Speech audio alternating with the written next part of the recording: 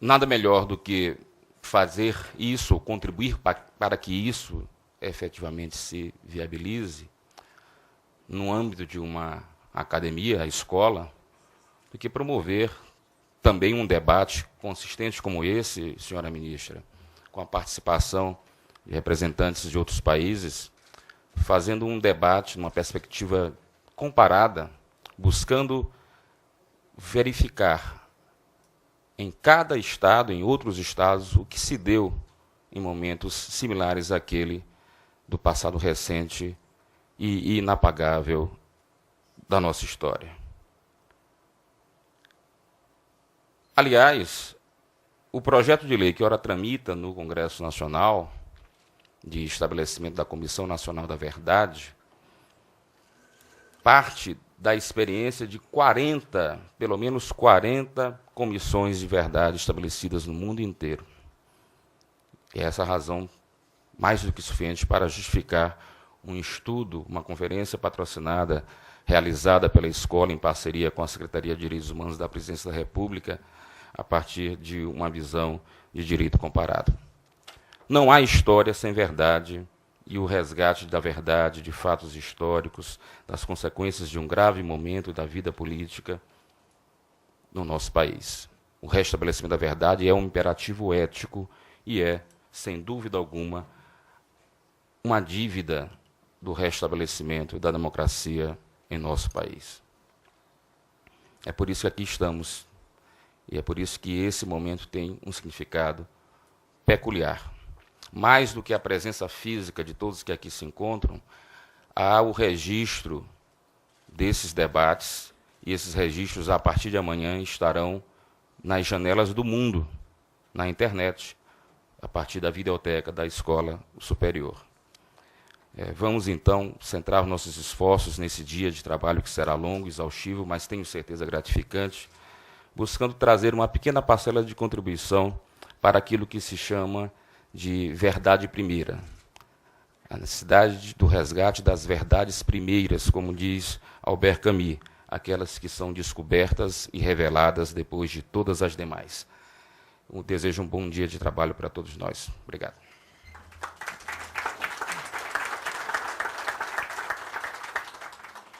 Com a palavra o senhor ministro Francisco Rezec, membro da Câmara de Desenvolvimento Científico da Escola Superior do Ministério Público da União. Senhor presidente, senhora ministra, meus caros amigos,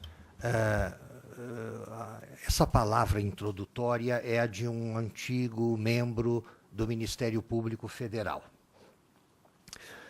que viveu desde os primeiros momentos as dificuldades, as angústias da criação da nossa associação de classe no ano de 1973, ministro, um ano em que era muito difícil pensar em criar associações de classe.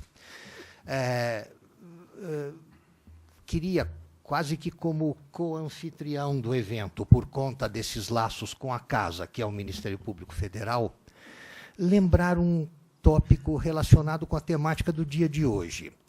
É o fato de que, se, por um lado, as opiniões na sociedade brasileira se dividiram em relação à questão da amplitude da anistia, da reciprocidade ou não da anistia,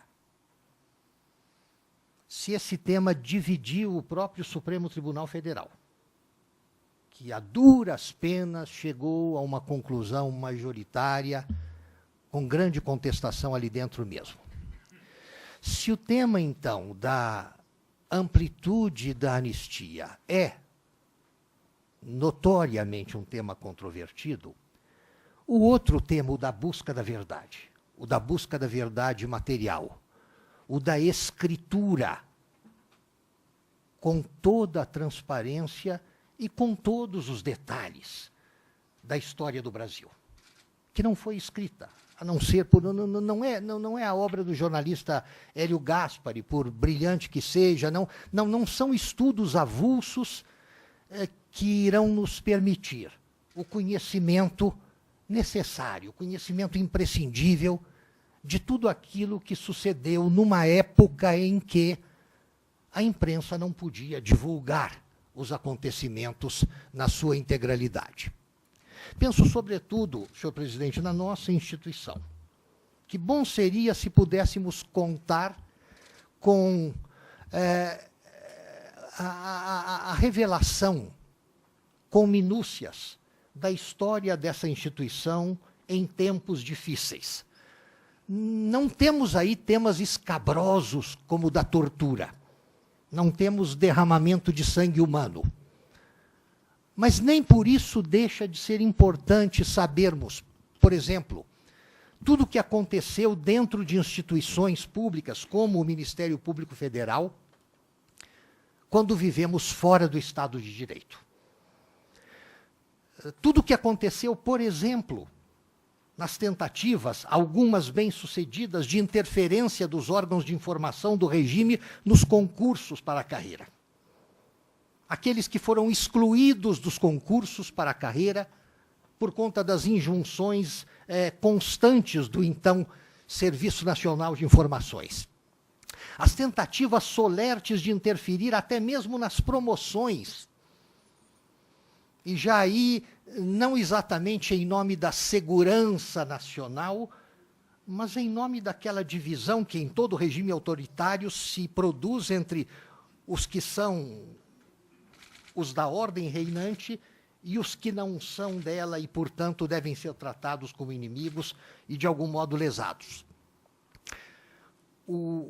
A parede ali exibe o retrato do procurador Pedro Jorge de Melo e Silva, que foi assassinado em Pernambuco no ano de 82. Já aí numa fase bem menos sangrenta da repressão. Mas a investigação de todos os aspectos de episódios como esse, vivido pela casa, senhora ministra, numa época em que aquela repressão resultante do desejo de aniquilar toda a oposição ideológica ao regime, a isto somava-se uma outra forma de repressão violenta. A repressão àqueles que, sem nenhum aspecto ideológico, simplesmente combatiam a corrupção. Nosso colega, nosso irmão de carreira, Pedro Jorge de Melo e Silva, foi assassinado em Olinda porque cuidava de investigar, no contexto do então chamado escândalo da mandioca, um golpe grosseiro contra o Tesouro Público via Banco do Brasil, praticado por oligarquias locais. E no contexto dessa investigação, o assassinato por sicários, que logo em seguida desapareceram. E nunca mais se ouviu falar deles. A impunidade campeou, então, neste domínio. Quais foram as circunstâncias? Qual foi o pano de fundo daqueles acontecimentos? Quem, por ação ou por omissão, permitiu que acontecesse essa penosa baixa nos nossos quadros? Tudo isso de par, naturalmente, com o mais importante, que é a revelação da verdade em torno dos aspectos mais violentos, mais escabrosos do cárcere político, do período mais sombrio do regime autoritário. Tudo isso, creio, senhor presidente, creio, senhora ministra, tudo isso é algo porque o país inteiro anseia. É impossível admitir-se resistência à busca da verdade e à revelação da verdade e à escritura completa da história recente do Brasil. Antes que as pessoas morram e já não possam mais dizer aquilo que têm a dizer, é fundamental que um esforço se faça por desvelar essa história.